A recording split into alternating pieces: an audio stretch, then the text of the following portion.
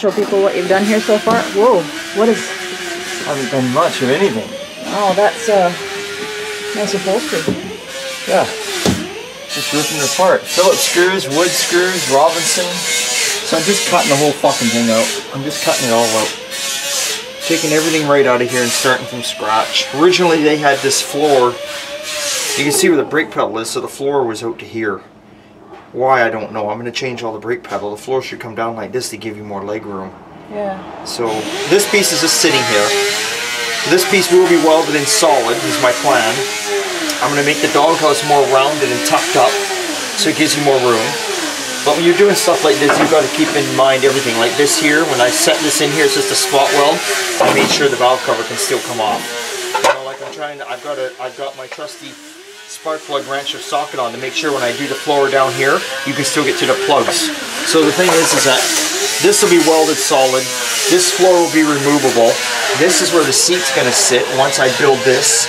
Like I say, I'm cutting this original riser out. It's going to sit here, the seat, further back to give him more leg room because Gord's a bigger man. And what's going to happen is that I'm going to have this part so it flips up on a hinge. So if you ever have to get to any of the braking system, you can get to it. So the seat, this will be all solid. The seat will bolt to a solid piece of metal, if you can imagine that on a frame. But the metal will lift, you unbolt the seat and the metal will lift up and you can get to all this. Just like this piece here. Let's say this will be hinged, this piece won't be. This will just be unbolted. The only reason I'm not hinging this piece is I think it should be bolted down and have a foam between it because you know you don't want to have any exhaust fumes coming up, especially when the exhaust is right here. Not that he does, but you know. Yeah. But there we go. Someone asked what year it was. It's a 455 engine. It's a 1970. What was it again? Tornado? Tornado. So it's in the 70s. Okay. It would have had way more room had this been a small block. But I guess on this you maybe want a big block. I don't know. This isn't something that can haul a lot. Something super heavy. But Gord just wants to put one of his little like Model A's or hot rods on the back. So it'll handle what's going on.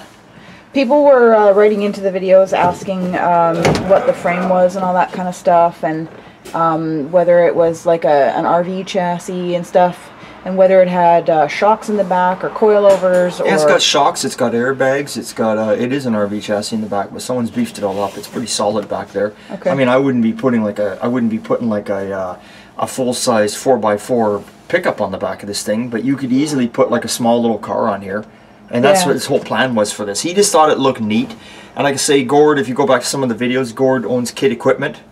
Here's a plug for Gord. Go to Kid Equipment. That's where you get your best trailers. Anyway, he's got a little speedster he bought that's sort of like a salt flat car. And it's almost the same purpley color as this thing is on the outside. So he wants to put that on the back here.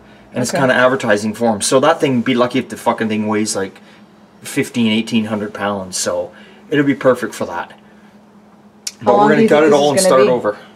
Well, I thought it was going to be coming here in just a couple weeks and rewire it, but now it looks like it's going to be a couple months because they're going to change everything. I'm going to weld all the dash up and put different clusters in. Like that's one nice thing about Gord is Gord has given me free reign here. He's like, Rick, you know what? He goes, I don't want to spend. When does that ever happen? No, it doesn't. He goes, I don't want to spend $1 million. He goes, but I want you to make it as if it's something you would get in, you'd feel comfortable driving. So.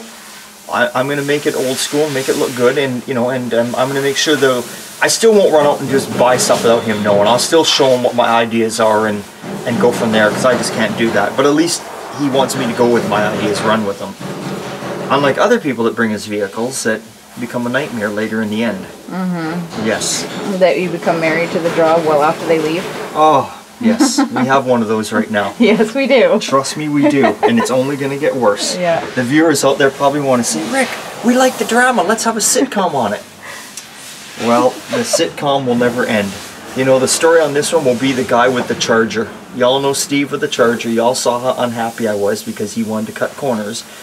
Well, Steve just doesn't understand cars, and I tried my best to give him... Not a car guy. Not a car guy. He thought the piece of chrome that bolted on the trunk lid held the trunk lid down. He called the hood the trunk lid. He asked my body man how to open the hood, then not 5 minutes later he asked me to show him how to open the hood.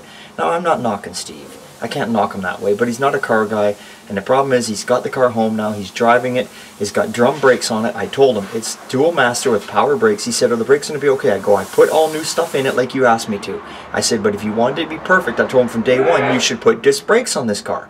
And he said, but will the drum brakes stop it? And I said, yes, they'll stop it. They'll work just fine. But they're not going to be like the new cars you're used to driving to. So he gets the car home, he gets it registered. Well, guess what? You haven't heard the latest. Even you haven't heard it. Oh no, what He's happened? out driving the car. He doesn't like the brakes. He says they don't stop like his other cars. I said, they won't. It's drum brakes. I go, I told you this from the beginning. But they're new. You don't have to worry. You just got to get used to it. Nope, nope, nope. Now he's taking the car to another shop that's putting disc brakes on it, believe it or not. Oh. Not even 2 days on the road, he's taking it to another shop that's putting disc brakes on it. Well, guess what? Now the other shop, which all shops do, they're looking the car over and they're saying, oh, well, look at this, look at this. They're pointing out all the things, little things that are wrong with that charger. All the things they're pointing out are all things that I said to him. This isn't right, that isn't right, this isn't right. But he didn't want me to fix it. He said, I don't want to spend any more money. So now what's happening is, it's making me look bad. And now because this other shop is telling him all the little things that are wrong with it, and he's not a car guy, doesn't understand it, he's constantly phoning and texting me saying, oh, you didn't do this, you didn't do that, you didn't do this. So now it's becoming a big, it's right at the moment, I'm calm and quiet about it, but it's going to become a big fucking argument here pretty quick.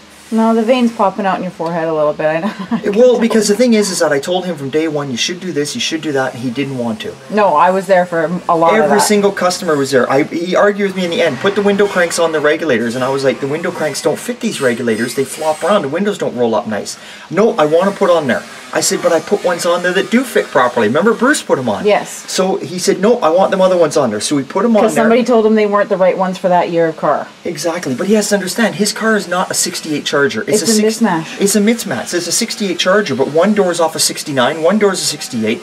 The car's a nice, clean driver, but it's a collage of parts put together. Yeah, I think when it first came here, it was full of Texas dirt. Yeah. Like 3 inches thick, like from front to back, inside and out. Yes. And we surmised that it probably was a junkyard put together to flog it off as a 68 Charger, even though it was not. And that's right. And somebody put it on. That's exactly what it was. And somebody put it on eBay, chunked together with a bunch of stuff, and Steve bought it, and he overpaid, and he got ripped off. And now the problem is, he's even having issues with the people he bought the car off, even though it wasn't a turnkey runner. And now, like I say, I finished the car up. I did what I had to do for him, and now now this other shop is saying, well, look at this here, look at this here. But Which is all stuff we told him about, but he's not saying that. He's not saying it because he doesn't understand. He's not a car guy. Yeah. But no, by no means am I knocking Steve, because I told him when he caught hold of me, I said, if you've got a problem with something on the car, then bring it back to me. You know what he said to me? He said, I don't want to drive out now and I have to bring the car back to you anymore. He goes, it's too far a drive. I'm just going to have this other shop take a look at it. And I'm like, but what are you doing to it? And he said, well, I'm putting disc brakes on it. I said, what else are you doing to it? Well, the steering wheel's wrong. I'm like, well, the steering wheel was in the car and I told you it was wrong from day one. But you said it works, right? And I said, yeah. And you said, well, then just leave it. Like he said that with 150 things. 150 things. And this is why all you guys out there that watched the video and you saw me kind of humdrum over that car, this is why I was humdrum. And they said quit whining, which kind of pissed me off. They said quit whining to me, which did piss me off, because I knew at the end of the day that this was going to become an issue with this car. I knew it was going to become a problem. And this is the problem, is sometimes you try and help people out, that, you know, you try and help them out and do the best you can for them, and they turn around and they fucking give you the shaft right up the ass. And that's exactly what's going to happen here on this one. But the thing is that I had Steve sign off on a paper listing everything that wasn't right. Yeah, first time we ever had to do that, but it's a good thing we did. Yes, so all I can say is good luck to the other guys putting the disc brakes on it right now. He phoned me to show you how he jumps around. He asked me, he said, how much would you charge to put disc brakes on this car? And then he says, Willwood. And I said, Willwood's a fancy name. Yes, they're a good brake system. You don't have to buy Willwood. You can buy a cheaper kit for half the price that'll do exactly what you need to do. Just won't have the fancy Willwood yellow fucking or stamp red on it. That's right. You don't need a dual piston Willwood fucking caliper on a stock 68 Charger. Especially when you don't see the calipers anyways because of the rims. Exactly. So I said, we can just go a cheaper kit. I said, and he says, so how much are we looking at? Around $1,500? And I said, probably for the kit and the labor, around $1,200 to $1,500 installed. And he goes, no, around $1,500 labor. And I go, no, around $1,200 to $1,500 for the kit and the labor installed. So he's asking me how much. And then a couple hours later, he gets hold of me and tells me he's got another shop putting the disc brake conversion kit in. So see, it goes to show you, if the other shop's out there watching, He's a game player. He goes back and forth. He doesn't know what he's talking about because he's telling me that they're charging him $1,500 in labor alone to put it on, and then the parts on top of it.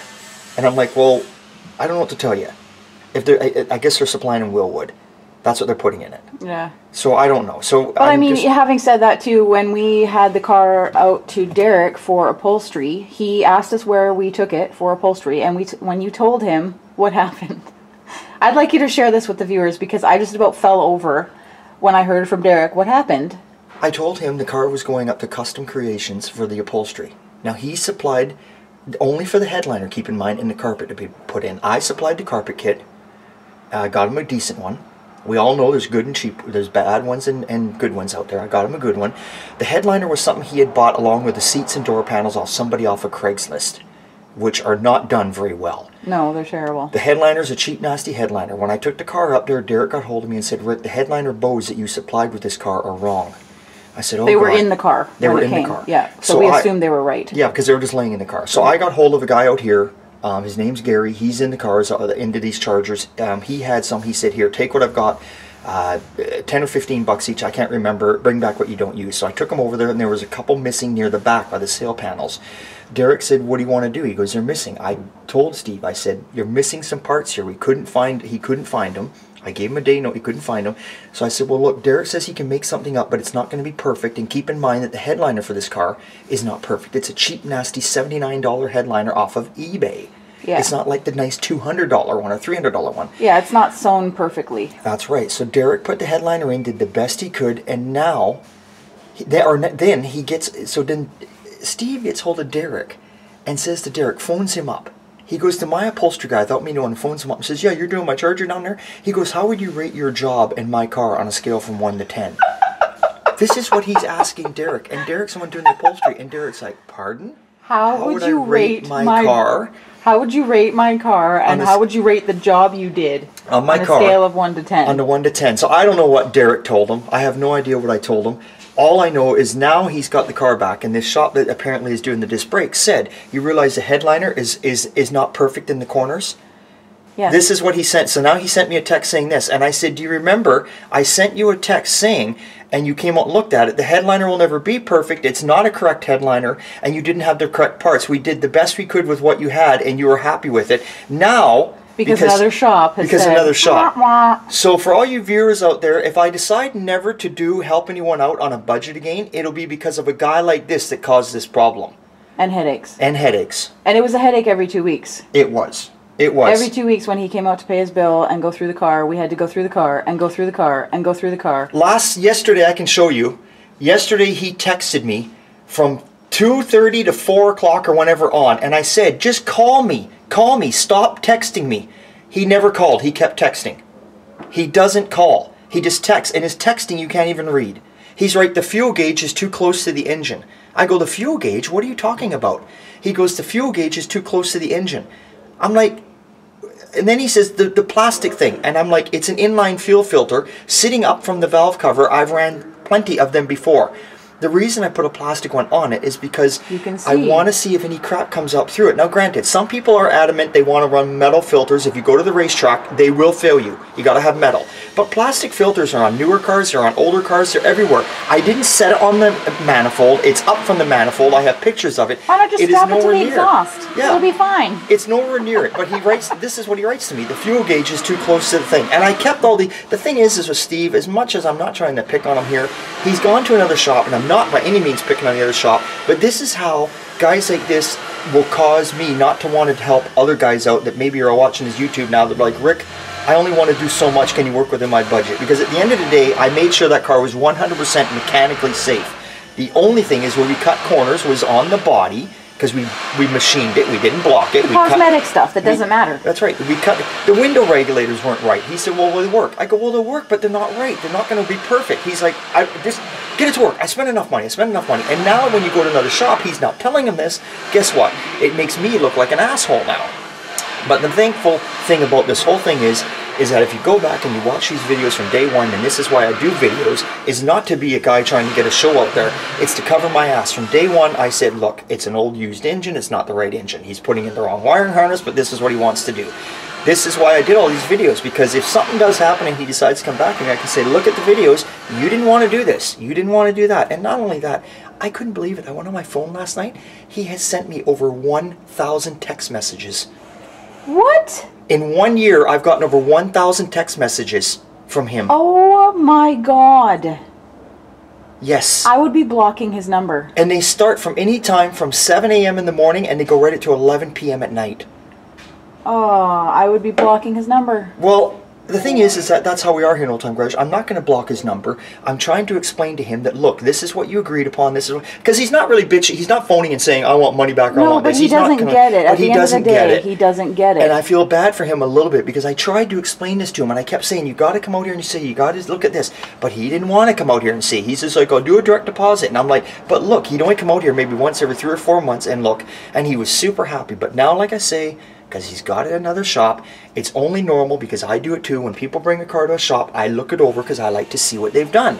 And we all look, oh, look at this, look at that. But you know what the one thing is I always say, and even you'll say it. Yep. I always say, look at this is not fitting right on this car. Look at that, not working on this car. Oh, what shop did you have it at? But I always say, maybe the owner didn't want to spend no money or the owner didn't want to do this. I always say, I can't knock the other shop because I don't know both sides of the story. Exactly. You never know what the customer said or did or didn't do. Yeah. We're now on a job like this. Well, I just don't know what the fuck this guy was thinking. I mean, whatever kind of acid or drugs he was on, holy shit. I like this right here, this like torched out piece. Yeah. I love that. Yeah. I think that's so fantastic because what you would get to down there is pretty much nothing. Yeah. So torching, maybe he just had a piece that was already torched. Yeah. And bolted it on. But see, with a guy like this, at least with a guy like Gord, I can give him a big thumbs up because Gord's like, Rick, just make it right and make it how you think it will work.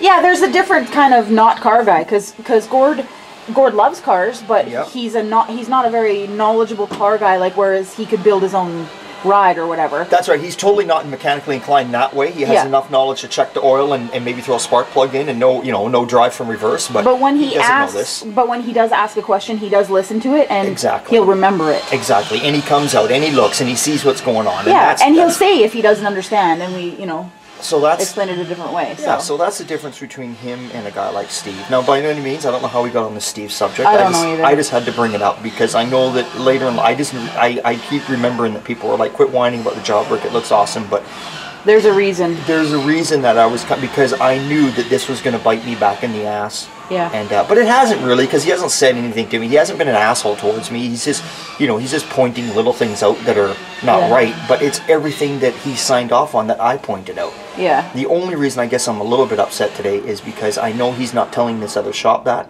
so he's going to make me look like a dick now by not saying this. Well, it doesn't really matter. It's kind of the way the industry is. I don't care because you know what? At the end of the day, my work proves for itself. All you YouTubers see it. I get people coming here all day long seeing our work. We're booked in for well over a year for our work, and that's all that really matters.